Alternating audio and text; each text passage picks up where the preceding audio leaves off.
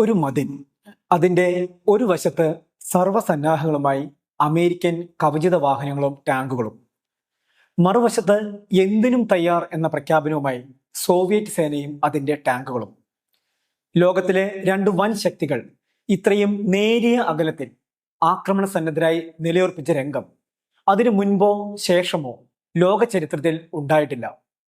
ഒരു മൂന്നാം ലോക മഹായുദ്ധത്തിന്റെ മുനമ്പിലാണ് തങ്ങളെന്ന് ലോക ജനത ഒന്നടങ്കം ഭയപ്പെട്ട നിമിഷങ്ങൾ.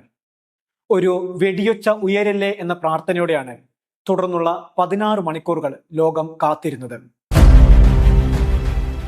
1961 ഒക്ടോബർ 27 വൈകുന്നേരം മുതൽ പിറ്റേ പുലരി വരെയുള്ള മണിക്കൂറുകളിൽ നിരവധി ചർച്ചകളും മധ്യസ്ഥ ശ്രമങ്ങളും ലോക നേതാക്കൾക്കിടയിൽ നടത്തപ്പെട്ടു. ഒടുവിൽ ഉന്നതതല അമേരിക്കൻ സോവിയറ്റ് നേതാക്കൾ ഫോണിൽ നേരിട്ട് സംസാരിച്ചതോടെയാണ് checkpoint Charlie standoff എന്ന സംഘർഷം ഒഴിഞ്ഞുപോയത്.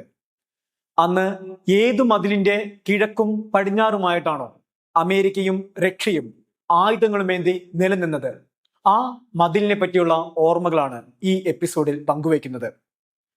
വൻ ശക്തികൾ തമ്മിലുള്ള കിടമത്സരങ്ങൾ സാധാരണ ജനതയുടെ ജീവിതത്തെ എങ്ങനെയാണ് കീഴ്മേൽ മറിക്കുന്നതെന്ന് പരിശോധിക്കുമ്പോൾ, ശീതയുദ്ധത്തിന്റെ ചരിത്രം പഠിക്കുമ്പോൾ, ആധുനിക ലോകത്തിലെ രാഷ്ട്രീയ സൈനിക സമവാക്യങ്ങൾ എങ്ങനെയാണ് രൂപപ്പെട്ടതെന്ന് അന്വേഷിച്ചിറങ്ങുമ്പോൾ ഓർമ്മകളിൽ ഒരു ഇടം നൽകേണ്ട ചരിത്ര സംഭവമാണ് ബെർലിൻ മതിലിന്റെ നിർമ്മിതിയും അതിന്റെ തകർച്ചയും.